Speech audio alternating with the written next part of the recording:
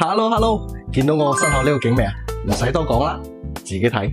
望出去就係金山湖，湖面平靜到好似一塊鏡咁啊，倒映晒成個天空同公園，水天相連。一眼望過去，成個心境都開闊晒。今日睇嘅係177平，原本嘅大5房而家改成咗享受大3房，住得更加闊落。睇下個客廳，哇，真係誇張，我開間6.3米，勁寬敞。原本入戶門旁邊有間房嘅，不過而家打咗啦。再加上業主封埋咗陽台，成個客廳與陽台打通啊，有成59個平方，真係大到靚。而裝修真係豪橫啊，用咗成百幾個，門口做咗成排酒櫃，實用又夠靚。連餐廳呢邊嘅餐邊櫃都到頂設計，真係好睇。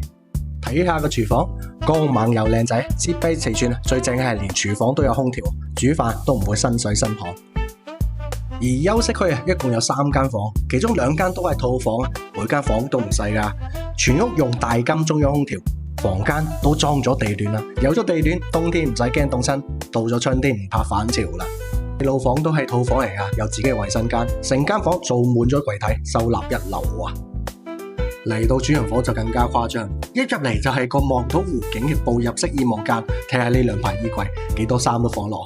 再睇下窗外嘅湖景，視線無遮擋，由朝早嘅湖光山色到黃昏嘅日落晚霞，全部一覽無遺，真係正。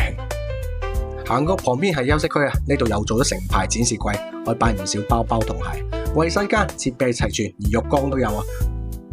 瞓覺嘅地方都係對住成個無敵湖景，真係可以日日瞓喺度，好似度假咁享受。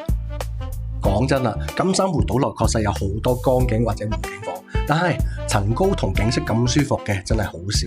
加上呢套177平享受型3房，裝修豪橫又夠新淨，業主當時真係花咗唔少心血㗎。如果你有興趣又中意呢種裝修風，記得評論區留言話我知哦。